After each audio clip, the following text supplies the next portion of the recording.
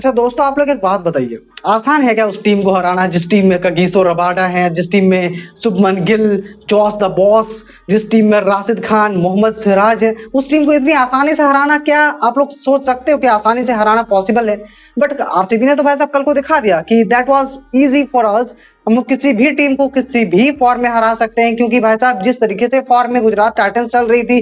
तो दोस्तों आप लोग खुद से कमेंट बॉक्स में बताइए कि कल जो मैच हुआ उससे स्टार्ट होने से पहले आप लोग क्या सोच रहे थे कि एक तरफा मैच जीत के चले जाएगी आरसीबी, थोड़ा सा भी टक्कर देने लायक टीम बची नहीं है गुजरात टाइटंस की? बिल्कुल ऐसा नहीं लग रहा था भाई साहब कि एक तरफा मैच कोई टीम जीतेगी। कांटे वाला मुकाबला ये हो सकता था कल को, लेकिन हाँ कह सकते हैं कि उनकी बैटिंग जो कि आरसीबी चल रही थी, उनकी बैटिंग को टैकल करना बहुत मुश्किल था, क्योंकि लगातार जितने भी बैट्समैन उनके आ रहे थे, विराट कोहली हो जाए, कुणाल पांड्या हो जाए, रजत पाटीदार ने तो भाई अलग ही लेवल का कल खेल दिया। तो उस तरीके की बैटिंग को रोकना थोड़ा सा डिफिकल्ट होता है। बट अपने कैचेस भी बहुत सारे मिस किए ना। इतने सारे कैच मिस करोगे भाई साहब तो कौन आपको जीवन दान देगा, वो भी क्वालिफायर 1 में? गुजरात ने तो हद पार कर दी, मतलब इतने सारे कैच मिस कर दिए, उल्टा मिस फील्ड हो रहे थे। और रजत पाटीदार की उस डेंजरस इनिंग के बाद किसी को ये समझ में नहीं आ रहा था भाई साहब कि कहाँ गुड लेंथ है, किस लेंथ पे मुझे बॉलिंग कर रही है। कप्तान साहब जितने भी बोले चिल्ला चिल्ला के भाई साहब यहाँ गेंदबाजी करो, लेकिन भाई जब गेंद हाथ में थमा दी जाती है ना, सामने रजत पाटीदार हो, कल वाला फॉर्म हो, तो अलग ही सीन हो जाता है भाई साहब। भाई साहब इतना पीटा है आरसीबी के बैट्समैन ने कल को जीटी के बॉलर्स को, खास करके रजत पाटीदार ने, कि लाइन ले तो भूल ही चुके हैं आप। सबसे पहले मैं आपको दिखाता तो बॉलिंग स्कोर कार्ड क्या रहा है भाई साहब जीटी। सिराज, मोहम्मद सिराज, जिनसे सबसे ज्यादा एक्सपेक्टेशंस थी, वो 3 ओवर में 46 खा के चले जाते हैं। विकेट तो एक मिलता नहीं उनको। उसके बाद कगिसो रबाडा की बात करें तो 54 रन इन जस्ट 4 ओवर्स, हालांकि 2 विकेट लेते हैं, लेकिन आप सोच सकते हैं 2 विकेट लेने के बाद भी ये रन बने हैं। मतलब कितने बेखौफ अंदाज में, कितने फेयरलेस क्रिकेट खेल रहे थे कर आरसीबी के बैट्समैन।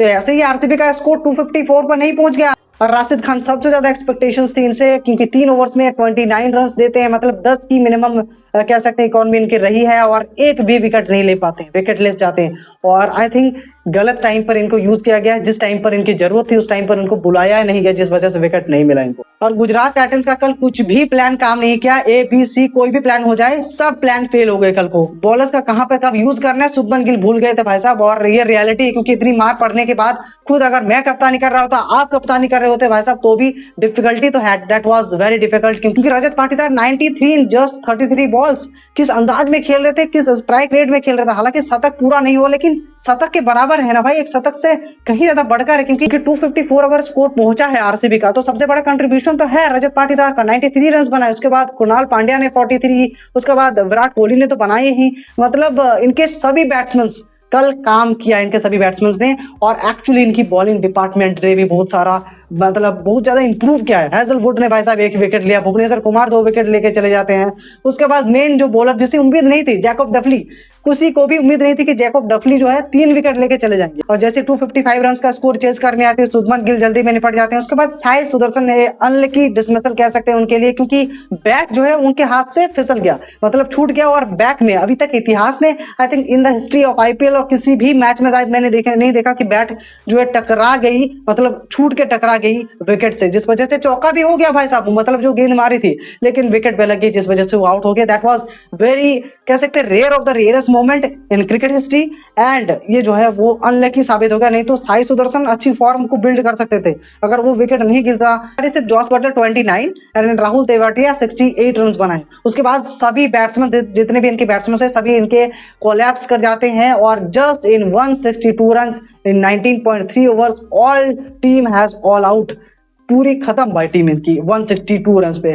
तो और बिग मार्जिन 92 रन से जीते। हालांकि मार्जिन को कम किया राहुल तेवाटिया जिस तरीके से वो खेल रहे थे, नहीं तो बहुत बड़े मार्जिन से मुझे तो लग रहा था भाई साहब, क्योंकि 51 पे 5 विकेट्स गिर गए थे। उसके बाद मुझे लग रहा था कि 100 के अंडर में अगर आउट हो जाती तो मिनिमम 150 रन से जीतने वाली, जो कि ये तो बिग मार्जिन को घटाया राहुल तेवाटिया और जॉस बटलर, उनके बैट्समैन से कगिसो रबाडा ने एक चौका छक्का। मतलब कह सकते हैं कि वो जो मान सम्मान था हारने की, जो बहुत बड़ी एक डिफरेंस, हालांकि T20 में that was a biggest win, ये भी बहुत बड़ी बात होती 92 रन से जीतना। और मैंने ऑलरेडी कहा कि भले ही क्वालिफायर 1 हार गई गुजरात टाइटंस, लेकिन फिर से उनको मौका मिलेगा क्वालिफायर 2 खेलने का। और आज very very crucial and important match for Sunrisers Hyderabad and Rajasthan royal. जो टीम जीतेगी क्वालिफायर 2 में, उनका कंफर्म हो जाएगा खेलना गुजरात टाइटंस के खिलाफ, क्योंकि कंफर्म हो चुके हैं, आईपीएल फाइनल में तो पहुंच चुके हैं भाई साहब आरसीबी। और आरसीबी के इस मतलब इस जो डिफेंडिंग वो चैंपियन कह रहे हैं और अपने आप को कह रहे हैं कि भाई साहब इस साल भी ट्रॉफी जीतेंगे। उस ट्रॉफी जीतने के सपने को कौन तोड़ पाता है,